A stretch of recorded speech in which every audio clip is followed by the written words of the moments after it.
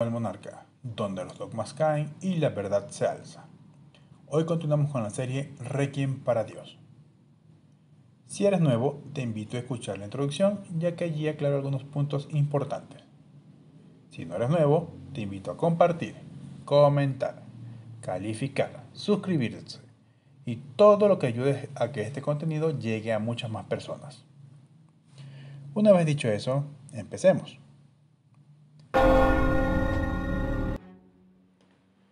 Hoy cambiaremos un poco la dinámica y nos saldremos de la literatura sagrada y entraremos en un territorio desconocido.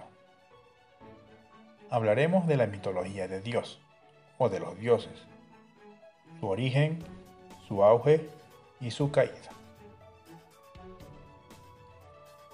Si haces a un dios sangrar, la gente dejará de creer en él. Estas son palabras de Ivan Banco en Iron Man 2. Y aun cuando en la película hacen referencia a que ya Iron Man no es el único que tiene tecnología de punta, considero que es importante para este capítulo. Porque les hago una pregunta. ¿Qué pasaría si Dios ya sangró? Todos deben haber escuchado de al menos una civilización antigua que tenía su panteón de dioses.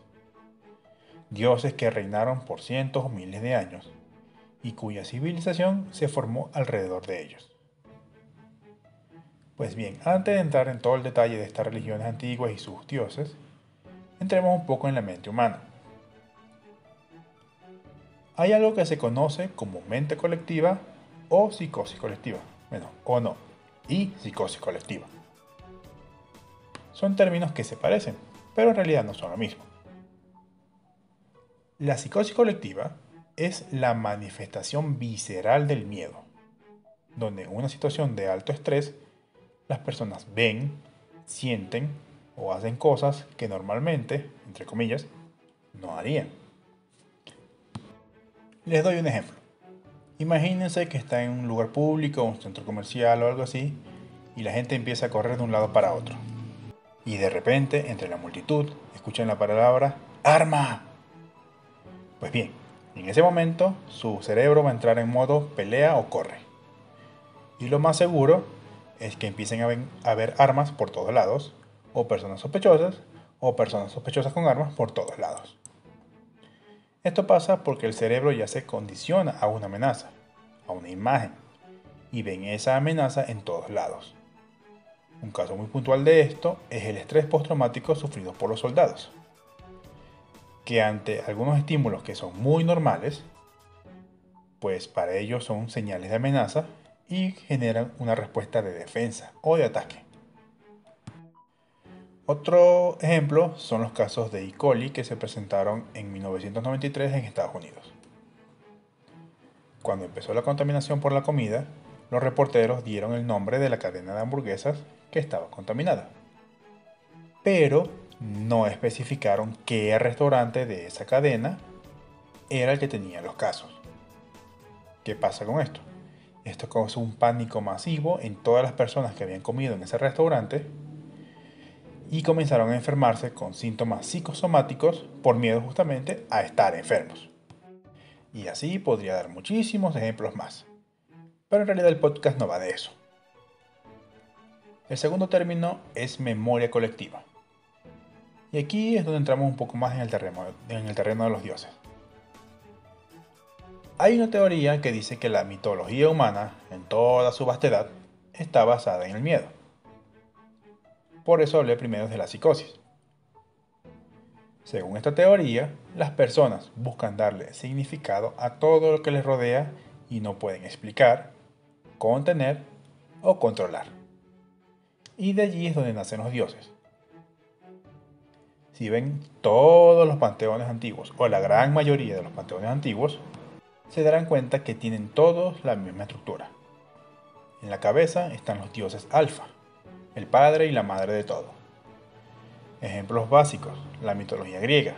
Tenemos a Zeus, que es padre de los dioses y del hombre, rey del Olimpo. Está su hermana y su esposa Hera, diosa del matrimonio y la fertilidad. En la mitología egipcia está Osiris, e Isis, que son una pareja, igual. Osiris es el dios de la regeneración y Isis es la protectora de la maternidad. En la mitología hindú está Shiva y Parvati.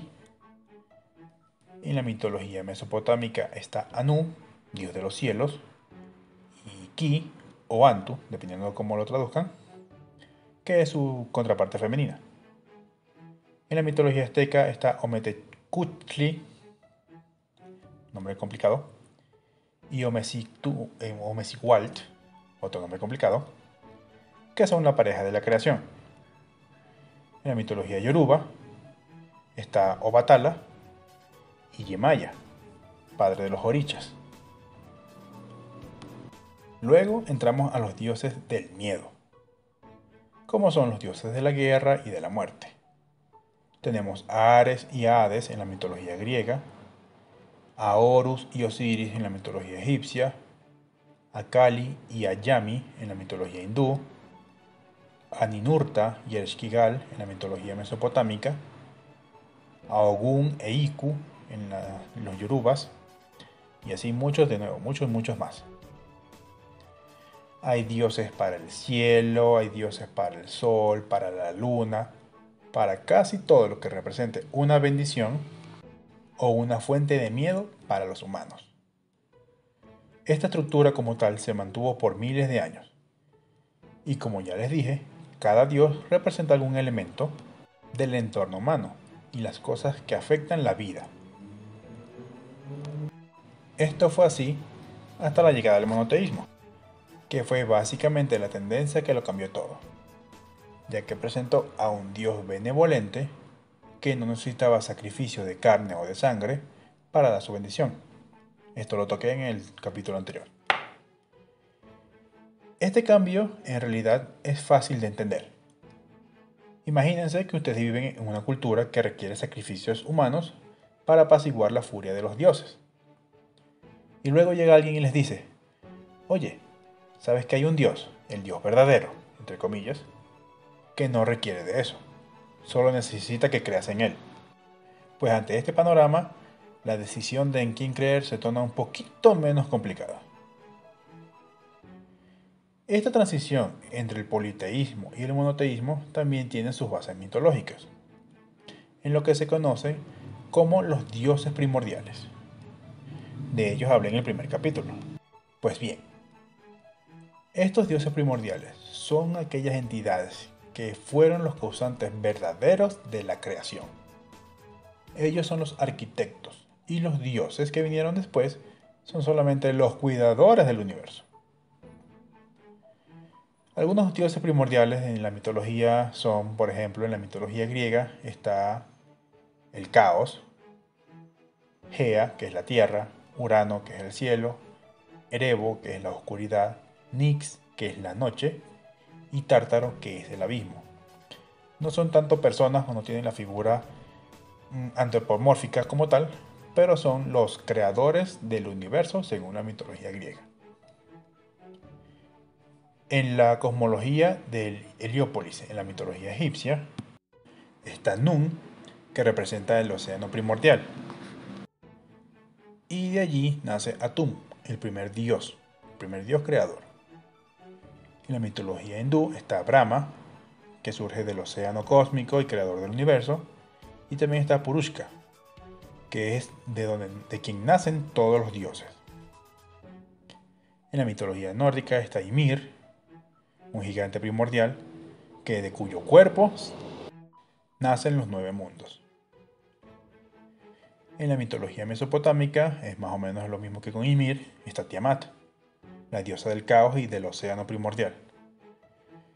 Su derrota a manos de Marduk, quien fue el creador del mundo usando el cuerpo de la misma Tiamat.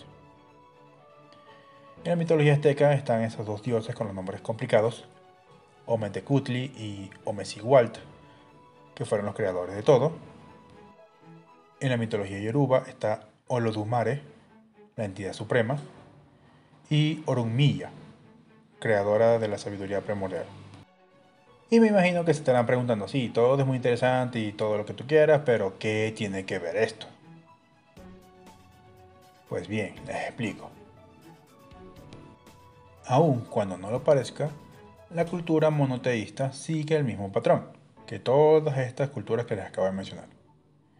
Incluso se dice que hay una versión de los dioses primordiales para el dios monoteísta, y que este dios fue una creación de los dioses primordiales, así como los ángeles son creaciones de él. Y si esto es verdad, podemos ver un patrón cíclico en todo esto de la mitología divina. En primer lugar, tenemos a los dioses primordiales que crean todo. Luego vienen sus hijos o sus creaciones y los suplantan, tomando el control de la creación. Y después de mucho tiempo, este dios o dioses comienza a perder la fe de sus seguidores, lo cual poco a poco lo va debilitando y hace que su religión desaparezca. Esto le pasó a los egipcios, a los mesopotámicos, a los nórdicos y a todas las culturas antiguas cuya fe fue canalizada hacia el dios monoteísta o Alá. Y sí, sé que muchos estarán pensando, ajá, muy bonito todo, pero eso no va a pasar, no con Dios o Alá. La principal razón de esto es porque en realidad ellos tienen un libro sagrado en lo que se sustenta toda su fe, que puede ser transmitido de generación en generación. Pero lamento decirles que la verdad, eso ya está pasando. En este momento nos encontramos en el ocaso de los dioses actuales.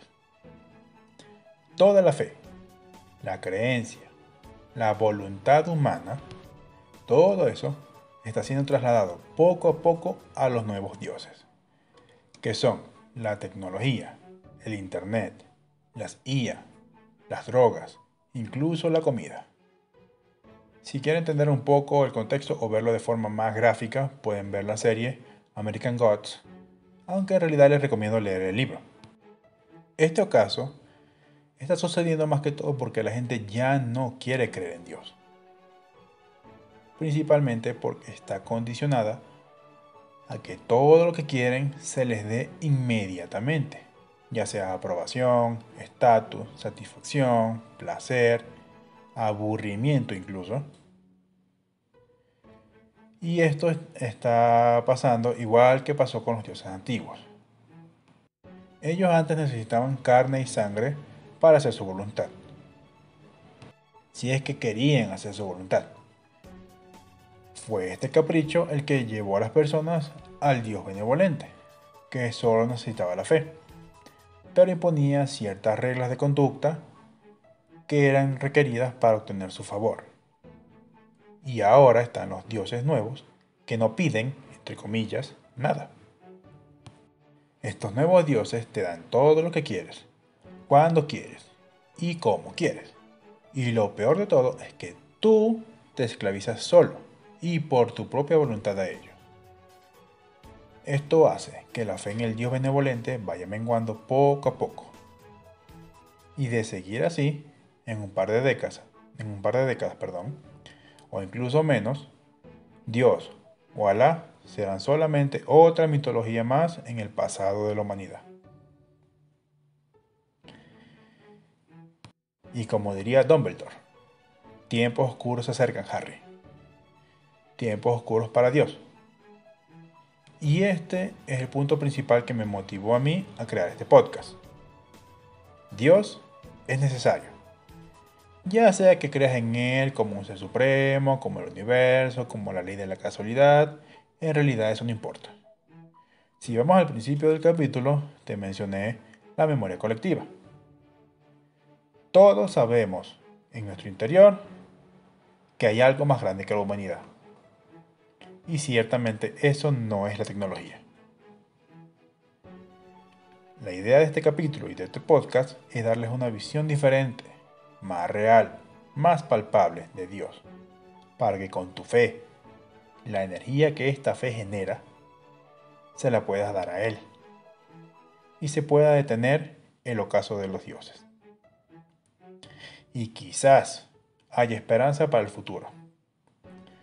O quizás no. Sé que no es un final muy brillante o una conclusión muy esperanzadora, pero en realidad este podcast nunca se trató de ser brillante. Se trata de ser real. Y lamentablemente, en la actualidad, esta es la realidad. Y está en cada uno de nosotros ver si se mantiene así o cambia. Recuerden, la verdad es un eco, la libertad es un acto. Nos vemos en el siguiente capítulo.